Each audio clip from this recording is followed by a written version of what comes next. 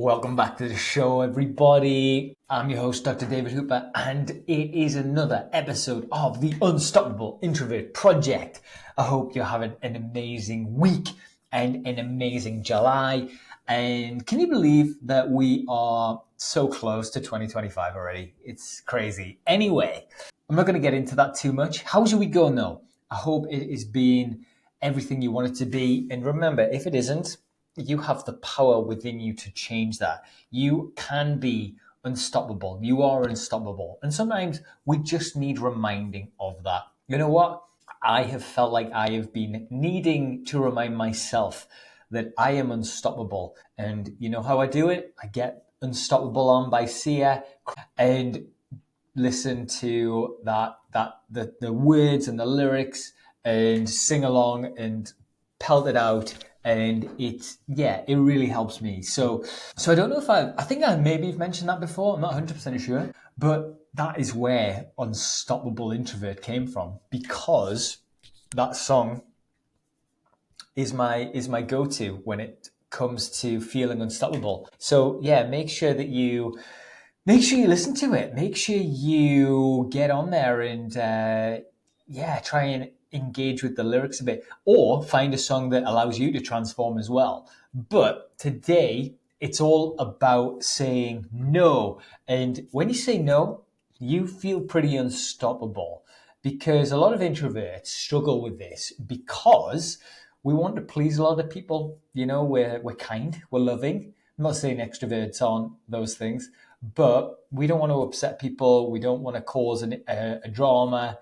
We want to live a nice, happy life, and saying yes sometimes is the easiest way to do that. But it's not always the most healthy thing for you to do. And we're going to get into why that is today as well. For many introverts, saying no can be incredibly challenging, and we're going to explore why it's so essential for maintaining our energy and our well-being. We talk about energy a lot when it's introversion, and how we recover and recharge and survive and all these different things. And a lot of that comes down to saying no. And if you think about it, it makes sense. So let's say you're feeling drained and your family says, do you want to go for a meal? And you say, no, I'm going to stay in tonight. You wake up feeling a lot more recharged. In the workplace, your schedule's overrun. You've got meetings, you've got projects. Someone else says to you, can you take this on as well? You say, no, I've got all this that's going on. You know, you feel a bit more balanced. And by the way, it's not about justifying it as well. And we'll talk about that in a second. But you can see the value of saying no, and there's a power to it as well when it comes to you and how you hold yourself. So in this episode, we're going to really explore why saying no is so important, the psychology behind it as well. And of course, I want to leave you with some practical strategies to help you say no confidently and without guilt. So let's dive in. But let's first understand the importance of saying no, especially for us, especially for introverts, because we have to remember no isn't about negativity. When you think about the word no, your mind immediately goes there, doesn't it? Like a negative place, something you don't want to do, say no to people you don't want to hang out with, that type of thing. But it's more about making choices that reflect your values and your interests and your priorities. And it's a way to assert your autonomy and to show that you're in control of your life and yourself. And for introverts who often find social interactions draining, for example, saying no can be a vital tool to protect your energy and mental health. And for me, to give you an example, if let's say I've gone to an event or something that I really didn't want to go to, I was drained, I should never have agreed to go, the next day is going to be a challenge. And it might mean that I don't do my chores, do the clothes washing or hoover the house. And that will make me feel awful. And that will make me resent myself. And it might lead me to comfort eat and drink too much. And suddenly the weekend's ruined. So I know that's quite like a dramatic snowball effect. But to be honest, it's what happens. And if I don't work on my discipline and my ability to say no and to keep myself where I need to be, I can find myself sliding down these hills, if you like, when it comes to barreling towards bad decisions. So you're not just saying no, you're protecting your mental health as well. And remember, you do have the right to say no. Every request you get doesn't always have to be a yes. It's a small world. It's a small word, isn't it? No. But it does pack a lot of power. And there's this invisible force that surrounds the word no. And it can make it feel oppressive or like a word you shouldn't say. And we're often taught that no is something that might hurt other people, or it might give us FOMO, the fear of missing out on opportunities or exciting things. So it isn't really a shock that people are uncomfortable saying no. But if you think about it, when you're saying no, you're not saying that I hate you, and it's not insulting. You're just simply saying no because you have the right. It's not because you have the right. You're simply exercising your right to say it. But why specifically is this such a challenge for introverts? Because we have a need to please. We want to please, we want to help, we want to be liked. And rather than really thinking about our needs, we tend to put others' objectives above our own. And our inability to say no stems from the fact we want to reassure and make others feel comfortable. And that is a notion that you need to shake immediately, as Tony Robbins says. Tony also says being unable to say no is not only unfair to ourselves, but it can be unfair to the other person as well. So if you're going to an event that you don't really want to go to, but that person really does want to go to, maybe you are bringing them down. Maybe you are taking that ticket from someone who could have really gone and give more energy and been present a bit better. So try to look at this from multiple perspectives. But bring this back to introversion. When we avoid saying no and just say yes to going out or yes to taking on the extra bit of work, it might seem like disregarding your own feelings and needs is the unselfish thing to do. But just because it might be easier to say yes doesn't mean you always should. Because what does that lead to later on? I mentioned it earlier. If you say yes to something you don't want to do and you do it and you don't enjoy it, that leads to resentment. It leads to resentment not just for yourself, but you start resenting the other people as well. And instead of drawing up those lines, those boundaries, you then get into this situation where you are resenting yourself and other people. And resenting can lead to all sorts of negative things like fallout, hate, comfort eating from me, for example. Because let me ask you this. Is there a time where you have done something you didn't want to do in the past, say in 2024, the last 7 months? Firstly, how did that make you feel? And secondly, don't you wish you could go back in time and tap yourself on the shoulder and say no to this? It doesn't end well. I certainly have. But it's something that we have to learn to do. It isn't the most comfortable of things to do. It's not the easiest of things because when we say no, I think there's a perception that we are perceived as negative or boring people. And society quite often pressures us to say yes to social events and activities and all the things, you know what I'm talking about.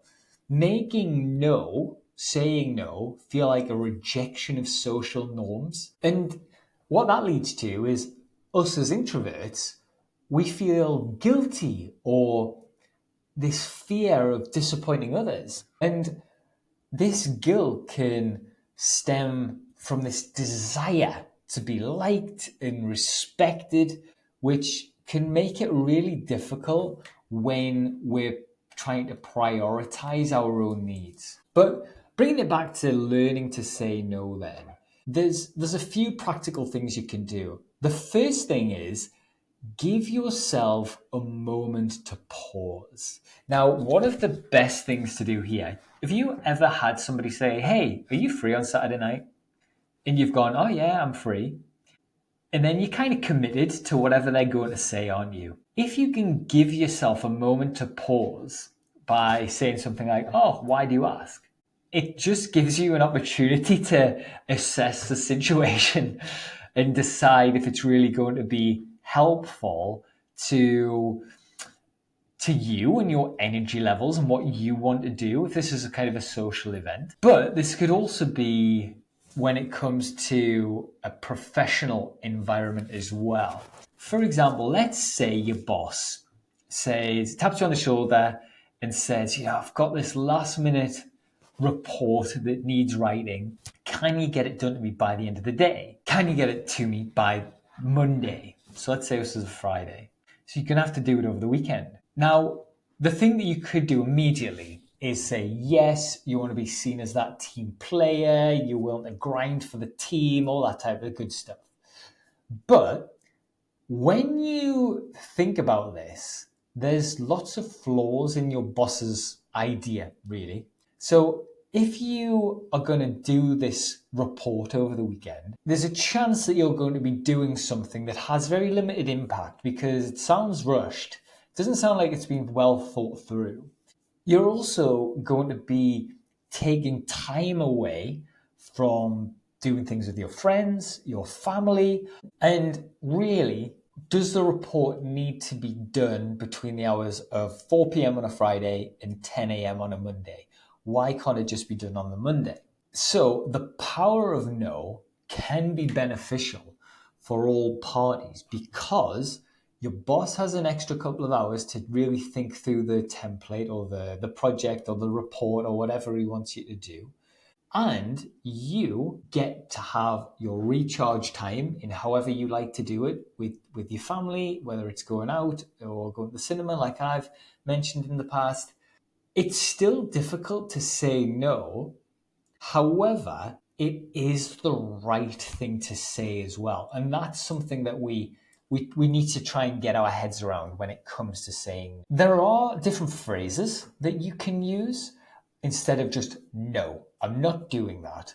So, for example, you could say, not at this time. I don't think I can quite fit this in at the moment. Or you could say something like, that doesn't quite work for me. And these are different ways to say no and kind of throw the ball back to whoever's talking to you. And it's not quite as harsh and it's a little bit more gentle. And what that means is it gives you a way to say no in a little bit of a less direct way. So practice turning others down. Sounds a bit weird, but practice saying no and get comfortable in your right to say no because it is your right. Nobody should assume that you are just sitting by the phone waiting for them to call and you're going to jump when they say jump. You have the right to decide how you spend your time. You only get one life. Do you want to be sitting resenting the things that you've chosen to do? Or do you want to have the ability to say no and to live the life that you love? And remember, it doesn't have to be no all the time. Are there going to be times where you have to work over the weekend? Quite possibly, especially if you're an entrepreneur. I work most weekends, but it's built in. It's built into my schedule. So I'm still getting my recharge and all that type of stuff. Is there going to be times when there's a family gathering and you're going to have to go because you're going to try and keep your wife happy? Yep. Not that I'm speaking from experience there, of course. Anyway, I'm going to move on in case I get in trouble. But you have a right to say no. This is the important part. And it's just about balancing that with, the practicalities of some things, your different interrelationships that you have, and how you want to live your life. It's your right to say no, but how do we actually go and do this? Now, I know I gave you some terms to use very briefly there, which are quite nice. There's some work that goes in before the no. So firstly, you need to know yourself. So what are your boundaries? What are your rules here? So try and keep an informal quota, if you will, of your social activities, for example. Try and figure out how busy you are and understand your limits and recognize your signs of social exhaustion. This self-awareness will help you make informed decisions about when to say no. So if you've got a busy calendar, stop accepting things when people ask you to do them. For me, what I try and do, I don't always manage this, but in an ideal world, I always try and have one weekend where there's no social activities planned. And that's not because I don't want to see people or see family. It's because I need to recharge. And people don't get that. People who aren't introverts don't get that. But at the end of the day, it's out my life and this is how I want to live it. And that doesn't mean I'm not doing anything. So every weekend, Laura and I'll take the dog for a lovely long walk. If I'm lucky, I get to go for a beer somewhere, maybe a pub lunch. There's running our lives, like doing a food shop, tidying the house. Laura's working on her studies. I'm working on the business and podcast. We're busy. We're busy as fuck. We're just not busy in ways that other people might think that we're busy. And when it comes to being invited for meals or family gatherings or all these different things, sometimes you have to just say, no, we can't. Like, we're grinding, we're doing different things, because what Laura and I can't allow to happen at the moment is for us to feel too exhausted to not work on a Sunday. And that's just the brutal honest truth. Laura's got exams, incredibly hard exams that she's coming to the end of. I'm trying to build a business, bring in a different income stream. These are the two of the most important activities in our lives at the moment. It's not always going to be like that. In 6 to 12 months, we'll hopefully not be able to not work on Sunday. Hopefully we'll be able to enjoy Sundays instead of grinding. But for now, that our energy needs to be up on Sundays for that. So anything on a Saturday night, I do not want to do. I'm to be honest, pissed if something comes up on a Saturday night.